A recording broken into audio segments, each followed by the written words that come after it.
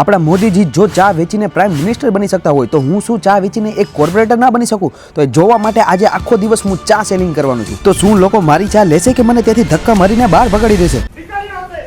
તો ચેલેન્જ માટે આપણે પહેલા રેડી કરવાની હતી આપણી પ્રોડક્ટ. તો મેં મસ્ત મજાની મારા હાથથી અને મારા પ્રેમથી મસ્ત મજાની 2 કિટલા ભરીને ચા બનાવી નાખી. તો ફાઇનલી આપણે આપણી ચા વેચવાનું ચાલુ કરી દીધું અને પેલી જગ્યાએ પૂછતા જ અમને રિજેક્શન મળી ગયું. તો પછી તો મારો કોન્ફિડન્સ તો ડાઉન થઈ ગયો હતો. પછી 3-4 દુકાનોમાં પૂછ્યા પછી અમને ફાઇનલી એક દુકાનમાં અંકલે હા પાડી અને એને અમારી પાસેથી 4 ચા ઓર્ડર કરી લીધી. તો પેલા સ્ટાર્ટિંગમાં જ આપણે 4 ચા વેચી દીધી. તો હવે મારો કોન્ફિડન્સ થઈ ગયો તો બૂસ્ટ. પછી અમને થયું કે હવે અમારે રાતે પણ ચા વેચવાનું ચાલુ કરવું જોશે. પણ પછી મને એમ થયું શું રાજકોટના લોકો રાતે ચા પીશે? આપણે અહીંયા 2 વાગે લઈને બધા ચા પીવે, અડધી રાતે ઉઠીને ચા પીવા જાય. 50 રૂપિયાનું પેટ્રોલ મારીને 10 રૂપિયાની ચા પીવે.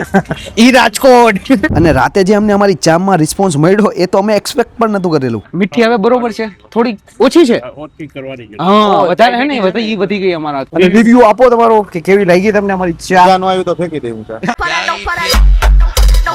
તો ધીરે ધીરે અમારી બધી ચા તો વેચાતી જાય છે પણ લોકોના રિવ્યુ સારા નથી આવતા.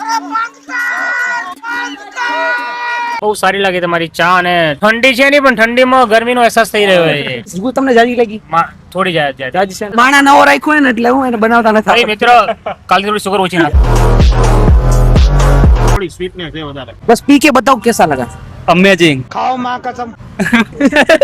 ભાઈને ખોટું બોલતા સારું આવડે. પછી મને રિયલાઇઝ થયું કે માણસો તો બધા વેલેન્ટાઇન વીક સેલિબ્રેટ કરે છે અને હું તો અહીંયા ચા વેચું છું. ચાય બોલો, ચાય બોલો, ચાય બોલો, ચાય બોલો, ચાય બોલો. તો ફાઇનલી અમારી બધી ચા પણ વેચાઈ ગઈ અને મારો ચેલેન્જ પણ કમ્પ્લીટ થઈ ગયો. અમે 100 રૂપિયાના ઇન્વેસ્ટમેન્ટમાંથી 220 નું સેલ કરેલું.